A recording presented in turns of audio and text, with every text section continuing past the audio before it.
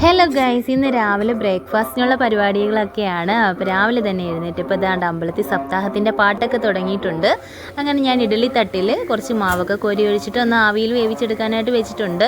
അതിൻ്റെ ഇടയ്ക്കൂടെ ഞാൻ ചായ ഇട്ടിട്ടുണ്ടായിരുന്നു. അപ്പോൾ ചായയൊക്കെ ഒന്ന് കുടിച്ച് വന്നപ്പോഴത്തേക്കും ഇഡലിയൊക്കെ ഒന്ന് വെന്ത് വന്നിട്ടുണ്ട്. അപ്പോൾ ഇഡലിയൊക്കെ ഒന്ന് മാറ്റി വെച്ചിട്ട് നമ്മളിനി അടുത്ത ഇഡലിക്കുള്ള കറിയായിട്ട് ഇന്ന് കുറച്ച് ഉള്ളിയൊക്കെ എടുത്തിട്ട് പരിപ്പും കൂടെ വേവിച്ചിട്ട് ഞാൻ ഉള്ളി സാമ്പാറാക്കാൻ നോക്കുകയാണ്.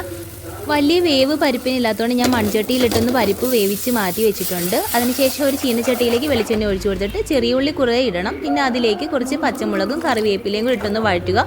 വഴന്ന് കഴിയുമ്പോഴത്തേക്കും മഞ്ഞൾപ്പൊടി, മല്ലിപ്പൊടിയും കുറച്ച് മുളക് പൊടിയും പിന്നെ കുറച്ച് കായപ്പൊടി ഇതെല്ലാം കൂടി ചേർത്തിട്ടൊന്ന് വഴന്ന് വരുമ്പോൾ നമ്മൾ വേവിച്ച് പരിപ്പും കൊണ്ടൊന്ന് തട്ടിയിടുക.